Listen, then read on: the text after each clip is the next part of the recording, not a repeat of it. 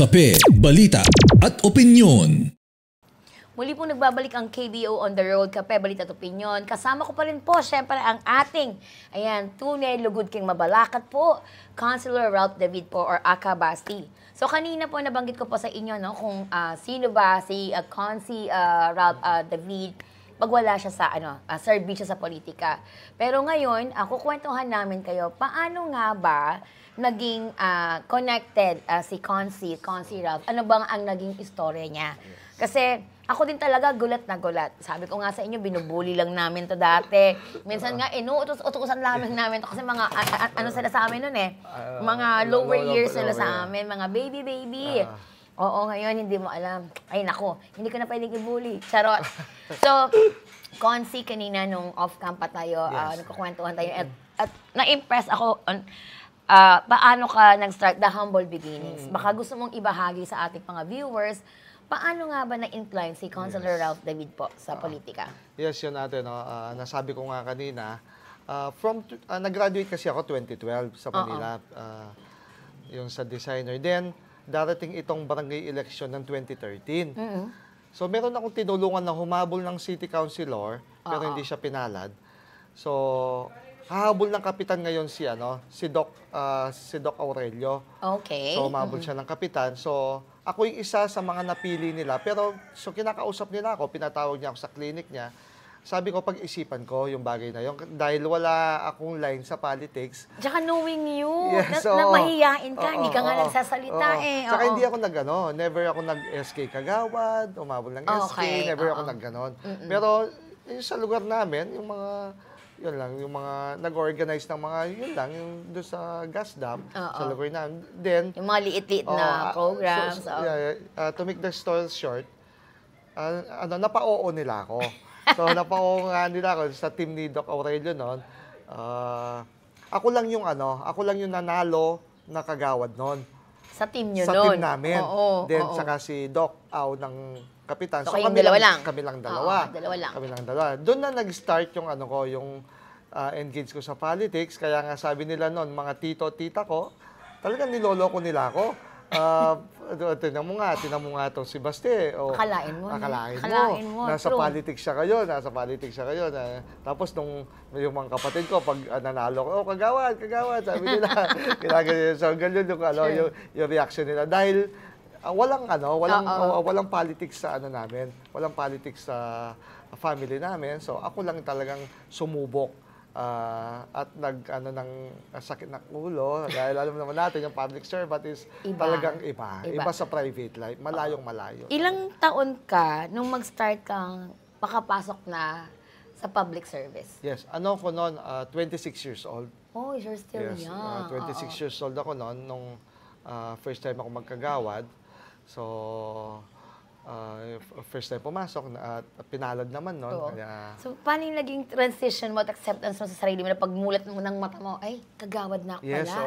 Kasi knowing na more on businessman, tapos sa family business, taekwondo, tapos pagmulat ng mata mo, kagawad ka na. Kagawad na ako noon. So, anong mga naging challenges ba ni Consi Ralph na nag-uumpisa siya sa politics? So, may hirap dahil wala akong idea about being a public servant. So, bumili ako ng books. Nagbasa ka talaga? Yung about sa mga codes. Yung sa mga article institution, mga ganon. Abang nanalo na ako noon, nasa office ako, binabasa ko yun, yung mga article, resolution, yung mga ganon. So, nafo-focus ka, nag-iiba ang binabasa. How to engage to the people, how to yung pamamalakad sa politics. Kasi knowing you, tahimik ka. Tahimik lang, Yun yung na-imagine ko, paano ka ba nakapag-engage sa tao, di ba? Oo. So, dahil unang-una, hindi din ako sanay. Pero huli, nasasanay na rin, lalong-lalo na, yung lugar ko is gas dam, is yung mga, sa likod ko, is yung mga informal settlers sa Riles. Oh my God, oo. Talagang challenging siya, na dapat talagang sila yung aalagaan mo, hindi sila pwede, tutulungan mo. Sila yung nangangailangan. Kaya talagang yung sweldo ko doon at talagang kinikita ko, halos talagang walang natitira sa sweldo ko. Kasi totoo naman yun, no, Consi. Halos nakakausap ko ng mga leaders, public servant leaders, ang sweldo po talaga nila, hindi man nila nagagamit kasi pagdating po ng sweldo, ang dami nang humihingi ng tulong. Lalong-lalo natin kung kagawad ka lang. Siyempre, Siyempre, limit lang. Exactly. Nag-base ka lang sa sweldo mo. Magkano lang, Siyempre, di ba? hindi naman ikaw may hawak ng pondo ng daw. May kapitan dyan, siya yung nagmamando ng pondo. So kung ano lang yung maabot mo, may itutulong mo sa mga tao, ganun lang. Pero totoo ba yun, Consi, no? Naririnig ko kasi sa ibang public servant leaders, minsan daw madaling araw pa lang may kumakatok na. Ay, nako. Matutulog ka na lang, may kakatok pa. Yes, Is that true? Yes, totoo yan natin. No? Ako, before, ngayon kasi medyo bawal na nagbibigay ngayon dahil campaign period na Oh yes, bawal ngayon pala, walang money involved. Oo, totoo yan. Binabawal na ng COMELEC. So, pag every Saturday kasi, ang usually habit ko, Saturday or Friday, Sunday, nagja-jogging ako sa Clark. Okay. Minsan, pag hindi ako nakakapag-jogging ng Saturday, may grupo kami sa Mabalaki, yung tinatawag na pare-pare. So, basketball naman siya. Nag-start yun 5:30 a.m. So, umaalis ako mga 5:15. Ay, makikita mo, meron na talagang tao na naghihingi. Sa pagbalik mo, or nagja-jogging ka meron din, pag nakakatsyempo ka. Oo, nakakatsyempo. Dapat pala nag-jogging ako noon. Oo. After, as in talagang madami nakapila sa bahay. Ang ine-explain ko naman sa kanila is ako, dahil hindi pa ako nakaupo, kung ano lang may aabot ko sa inyo, lalong-lalo na, siyempre, Parang pagdamutan na sariling lang. pera ko. In-explain ko sa kanila na talaga, ako, wala talaga akong balak humabol. Kaso dahil nandito na ako, kahit pa paano, kung magkano lang yung maiabot ko, yun lang yung itutulong ko. Pero at least, meron ako maibigay pag pumunta sila. Hindi pwedeng wala.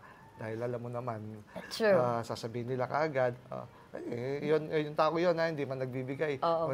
Madakal pa mong mapambuhin. Ay, totoo. Kasi di ba kanina nga, nag-uusapan natin yung family, your wife, the kids.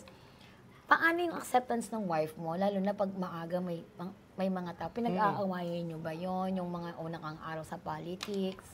Hindi tayo. Yun naman yung kinaganda ng wife ko. Tanggap niya.